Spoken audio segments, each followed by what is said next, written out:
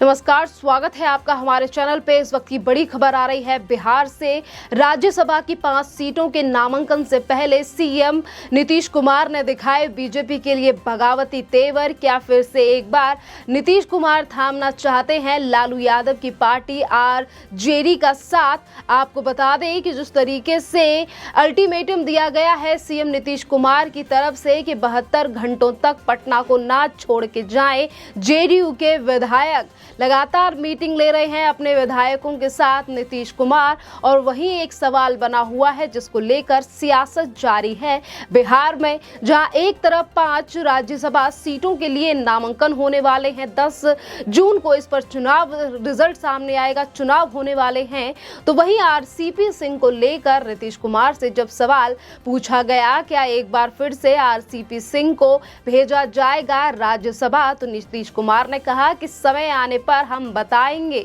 यानी कि जिस तरीके से एक बार फिर से पलटी मारने की कोशिश कर रहे हैं नीतीश कुमार, इसका खामियाजा भी नीतीश कुमार को भुगतना पड़ सकता है। क्योंकि अगर हम बात करें आरसीपी सिंह की, जो कि 25 साल से सहयोगी रहे हैं नीतीश कुमार की, और उस तरीके से अगर वो अब आरसीपी सिंह को राज्यसभा नहीं भेजते हैं, क्योंकि राज्यसभा केंद्रीय मंत्री हैं जिन्हें 2021 में केंद्र मोदी सरकार के द्वारा कैबिनेट का विस्तार किया गया, तो आरसीपी सिंह को चुना गया था केंद्रीय मंत्री। और अगर अब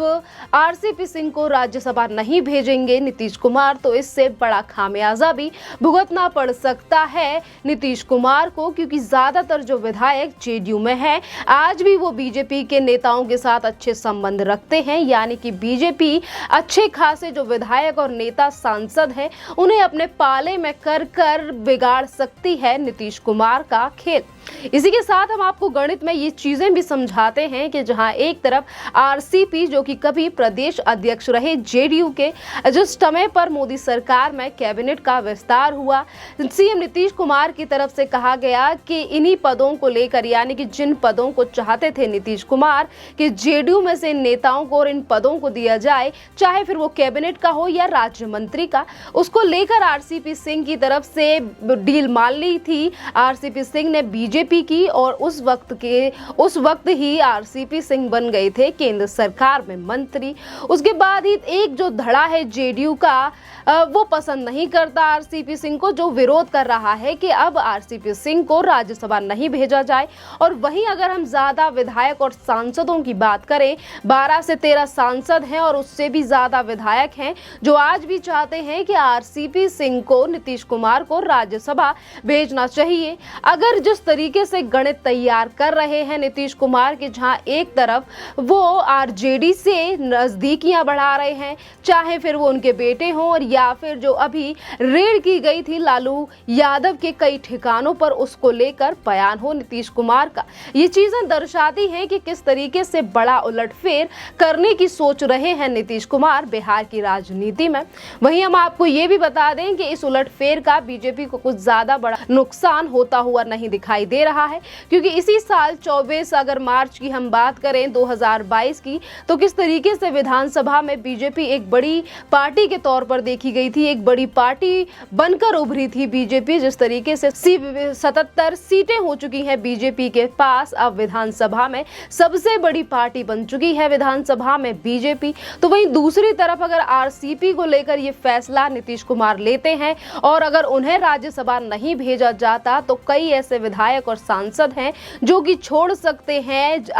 जेडीयू का साथ और हो सकते हैं बीजेपी के साथ शामिल। तो वहीं दूसरी तरफ जो सरकार बनाकर अपना खेला करने की नीतीश कुमार सोच रहे हैं, वो उन पर भारी पड़ सकता है। अब देखना अहम ये भी रहेगा कि 72 घंटों का जो अल्टीमेटम अपने ही विधायकों को नीतीश कुमार ने दिया है, इसके आखिरकार क्या मायने निकलते हैं। क्योंकि इन्हीं 72 घंटों के अल्टीमेटम को लेकर तमाम चीजें सामने आ रही हैं। विशेषज्ञ और जो चुनावी रणनीति बनाने वाले लोग हैं, वो अपनी अपनी राय पेश कर रहे हैं। जहां कुछ लोगों का कहना है कि नीतीश कुमार एक नया खेला करने की सोच रहे हैं, बड़ा खेला करने की सोच रहे हैं। जेडीयू जो है वो अब आरजेडी के साथ जाने वाली है। ये दोनों पार्टियां मिलकर अब बीजेपी को बड़ा झटका दे सकती हैं। तो वहीं कुछ लोगों का कहना है कि नामांकन के लिए जो 72 विधायक हैं, इनके हस्ताक्षर की जरूरत पड़ेगी और इसीलिए नीतीश कुमार ने अल्टीमेटम दिया है कि 72 घंटों तक पटना छोड़कर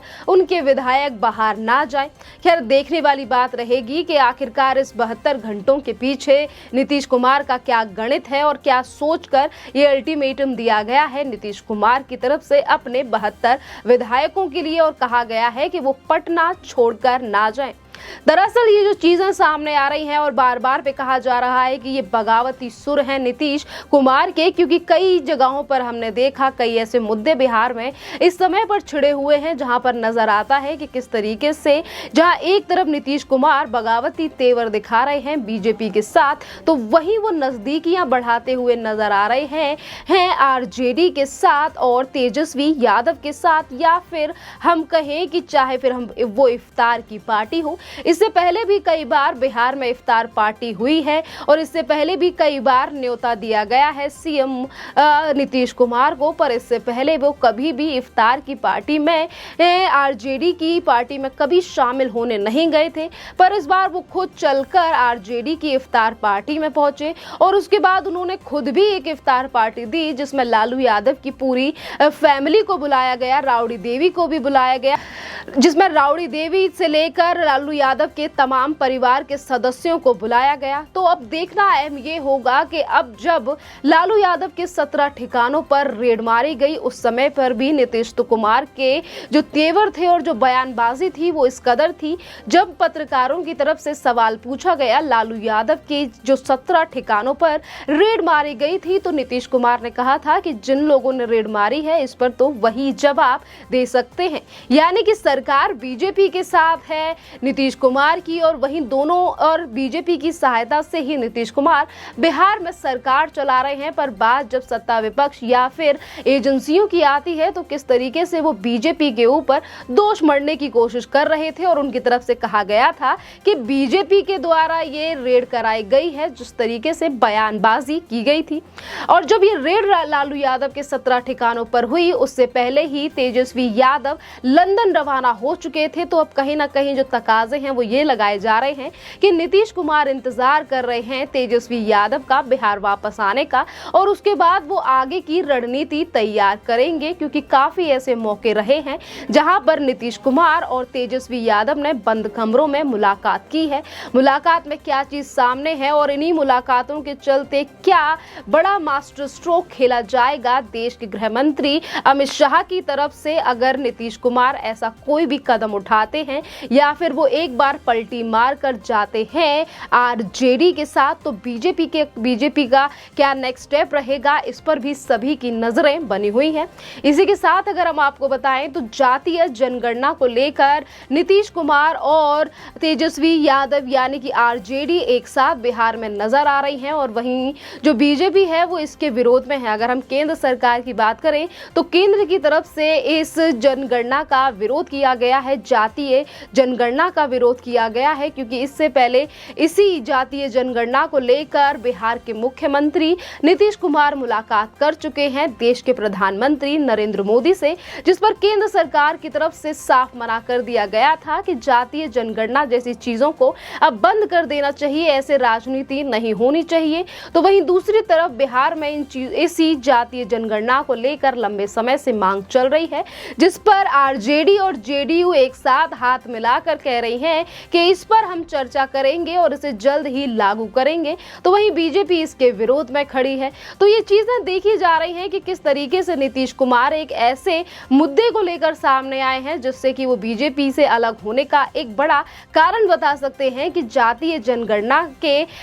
पक्ष में नहीं थी बीजेपी, तो शायद इसीलिए हमने गठबंधन को तोड़ा या फिर इसीलिए हम आरजेडी के साथ आए। तमाम चीजें सामने आ रही हैं, सियासी गलियारों में ये अटकलें लगातार सामने आ रही हैं कि जल्द ही बिहार की राजनीति में कोई बड़ा उलटफेर होने वाला है। ऐसा कोई कदम उठाया जाता है नीतीश कुमार से तो उसका कितना बड़ा खामियाजा नीतीश कुमार को उठाना पड़ेगा। खैर, इसका भी जो राजनीतिक विश्लेषक हैं वो खुद ही बता रहे हैं कि नीतीश कुमार के लिए ये बाजी भारी पड़ सकती है, क्योंकि जहां एक तरफ जो अभी लालू यादव के ठिकानों पर रेड डाली गई थी उसको को लेकर भी तमाम आरजेडी के जो नेता हैं उनका कहना था कि नीतीश कुमार को डराने के लिए ये रेड डाली गई है। तो वहीं दूसरी तरफ किस तरीके से घोटालेबाज और तमाम ऐसे लोगों के ऊपर रेडबाजी की जा रही है और ये हर राज्य में किया जा रहा है। देखना अहम ये रहेगा कि आखिरकार क्या स्टेप लेते हैं नीतीश कुमार इन 72 घंटों में जो अल्टीमेटम अपने विधायकों को दिया गया है, और बीजेपी का इसके बाद क्या मास्टर स्ट्रोक रहेगा और आरसीपी सिंह को लेकर क्या फैसला लेते हैं नीतीश कुमार, क्योंकि अभी आरसीपी सिंह को लेकर नीतीश कुमार ने अभी तक अपना कोई भी पत्ता नहीं खोला है। जिस तरीके से बयानबाजी दी जा रही है ये भी दर्शाती है कि नीतीश कुमार से ज्यादा बीजेपी डिसाइड करेगी कि जेडीयू की तरफ से कौन जाएगा आखिरकार राज्यसभा। अगर राज्यसभा की इन 5 सीटों की भी बात करें तो 5 सीटों में से 2 सीटें जो हैं वो बीजेपी के खाने में जा रही हैं और जो 2 सीटें हैं वो आरजेडी, और वहीं एक सीट जो आ रही है वो जेडीयू के आ रही है, जो कि आरसीपी सिंह का कार्यकाल खत्म हो रहा है 7 जुलाई को। उससे पहले क्या फैसला लेते हैं नीतीश कुमार, इस पर सभी की नजरें बनी हुई हैं। 72 घंटों में क्या बड़ा उलटफेर बिहार में होगा, इस पर भी नजरें सभी की टिकी हुई हैं। खैर, इस टॉपिक पर आपका क्या कहना है, आप भी हमें कमेंट करके जरूर बताइए। धन्यवाद।